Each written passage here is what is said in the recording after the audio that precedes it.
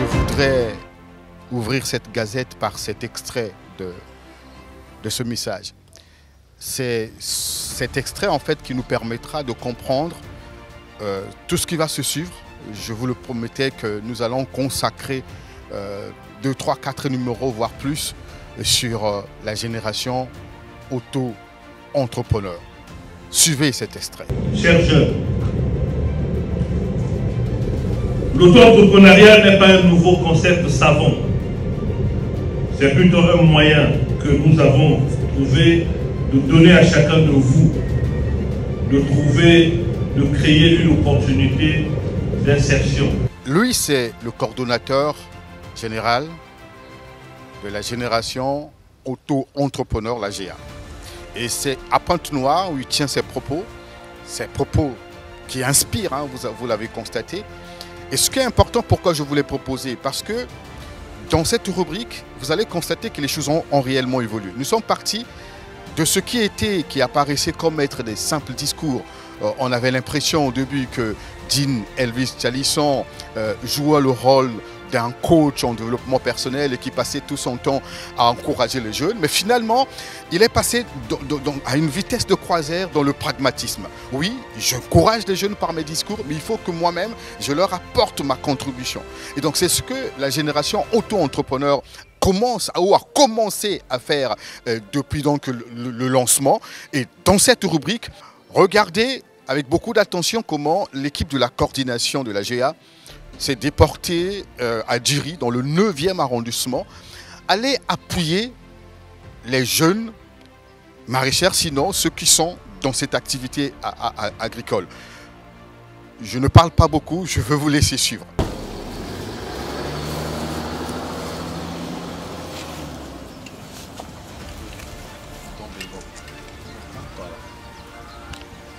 L'équipe a besoin d'accord. Dès le départ, nous avons dit que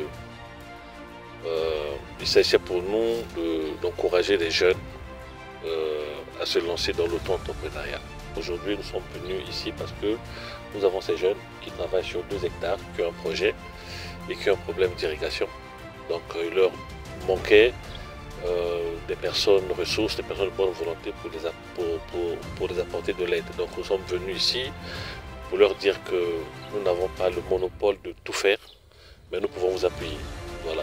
Et l'opération Matissa à faire consistera aussi à appuyer les auto-entrepreneurs qui sont déjà sur le terrain, qui ont besoin de notre aide, qui ont besoin de notre appui, pour que nous puissions les aider à développer ce qu'ils sont en train de faire. Ce qui est impactant ou ce qui attire réellement l'attention, c'est plutôt la sincérité de ces jeunes, leur réaction, leur émotion. C'est des jeunes qui ne s'attendaient pas réellement surtout à un tel geste, à ce montant. Et vous allez les suivre. Ils nous expliquent ce qu'ils feront réellement avec cet argent. On comprend bien que c'était un vrai soulagement pour ces jeunes. Nakufungula mwa étendu va bien avant nene nakukotisa ba maza parce que abeta difficulté ya maza na ba arrosoir ya ki corvée na ko arroser na ba arrosoir. Donc voilà pourquoi qui permettre beto mbongei na ko bâti yo na grande avenue chi na kacha na ko sa ba pompe ba installation ya jardin. Ça m'a permettre beto vraiment na mona tala que chèque na que vraiment chèque avancé bet ki salu parce que ba manquement ngena bet quoi ko vraiment chèque qui a avancé, c'est vrai pour avancer. Et il y a aussi encouragement, il y a ça encore plus. Parce que premièrement, il y a une facilité de manière à arroser. Deuxièmement, il y a moins de matériel, et des matériel à caca. Du coup, il y a une force d'exercer, il y a un double. Parce qu'il y a ça vraiment utile. La génération auto-entrepreneur vient là de répondre à plusieurs interrogations des jeunes qui, dès le départ, ne comprenaient pas cette vision, qui se posaient la question, mais oui, vous nous encouragez, mais avec quoi, dans quel contexte, dans quel pays? Et vous avez constaté que la génération auto-entrepreneur est allée donc de sa vision d'encourager les jeunes, mais dans le pragmatisme absolu. Il n'y a pas que ça, il y a aussi les journalistes. Ce sont des hommes et des femmes qui travaillent souvent dans de très mauvaises conditions, qui n'ont pas de subvention, vous le savez très bien. Mais là, la génération auto-entrepreneur a ciblé surtout les médias en ligne, ces auto-employeurs, on va dire, sinon ces journalistes indépendants qui vraiment rencontrent au quotidien les difficultés. Ils n'ont pas souvent de matériel, parfois pas de caméra, ils travaillent avec leur téléphone, parfois défectueux. Mais là, la génération auto-entrepreneur, donc la GEA, a distribué ou a fait don des ordinateurs à près de 15, sinon près d'une vingtaine de journalistes. Et c'était dans un hôtel de la place. Je vous laisse suivre la cérémonie.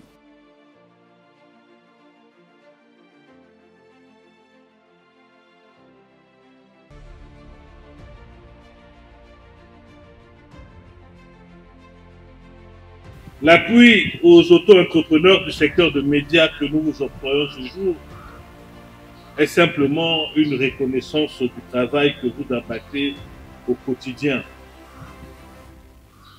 Cette lourde charge que vous avez en tant que quatrième pouvoir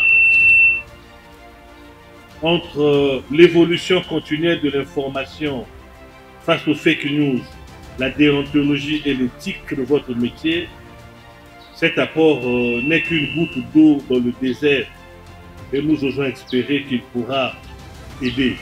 Monsieur le coordonnateur général de la génération auto-entrepreneur, chers compatriotes, chers invités, l'honneur m'échoit de façon un peu imprévue de dire un mot de circonstance.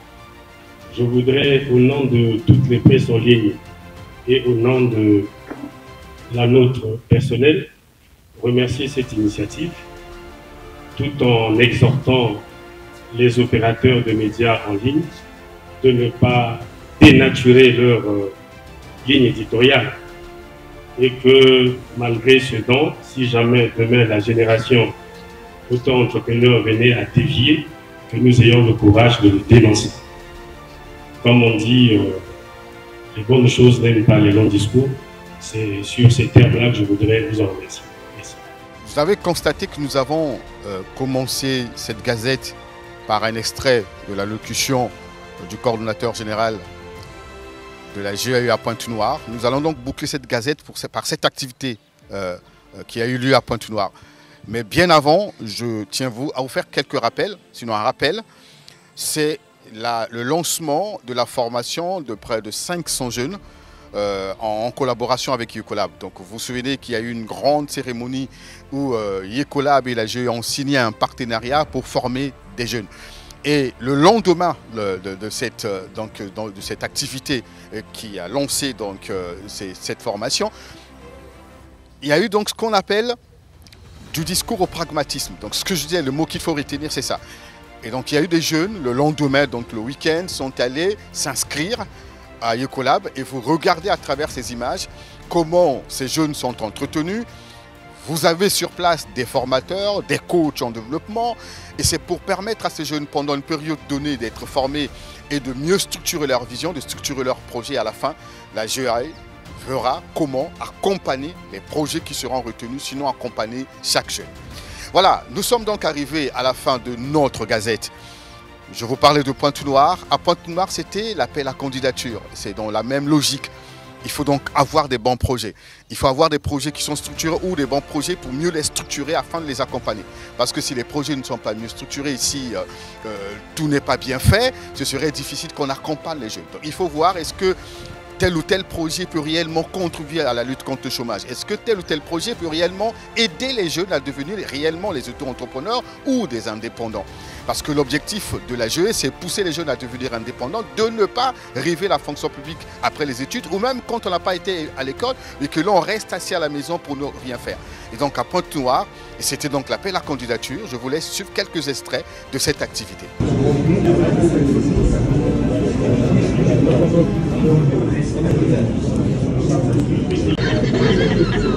On est là pour combien de temps? 30 minutes.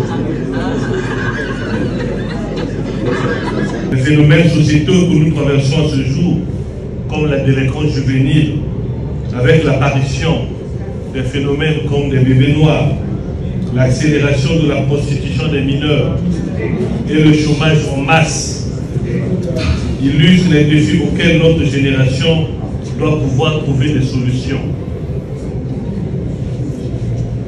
Face à ce tableau si déplorable,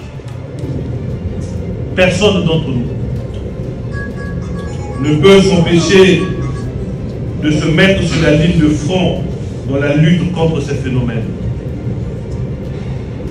Le lancement de la génération auto-entrepreneur, inspiré par son président d'honneur, répond à cet objectif, celui de lutter avec toutes les armes que nous avons, dont nous disposons, pour lutter contre ces phénomènes que je viens de décrire. L'appel à projet que nous lançons ce matin répond à l'exigence de trouver des solutions aux problèmes cités ci-dessous. Chers jeunes, l'auto-entrepreneuriat n'est pas un nouveau concept savant. C'est plutôt un moyen que nous avons trouvé de donner à chacun de vous, de créer une opportunité d'insertion. Cette gazette consacrée à la GAE, la génération auto-entrepreneur, touche à sa fin. La prochaine étape, ce serait à Kinkala. Kinkala, c'est aussi pour aller appuyer des hommes et des femmes qui évoluent dans le domaine agricole, dans ce secteur, puisque la GAE poursuit donc un long programme, un grand programme, j'allais dire, une vision qui va s'étendre sur plusieurs années. Ça ne va pas seulement s'arrêter en 2024, mais c'est aussi 2025, c'est aussi 2026. Et le but, réellement, comme disait son coordonnateur, c'est d'avoir des jeunes millionnaires dans ce pays, c'est d'avoir des jeunes réellement auto-entrepreneurs. Merci de nous avoir suivis, à la prochaine occasion.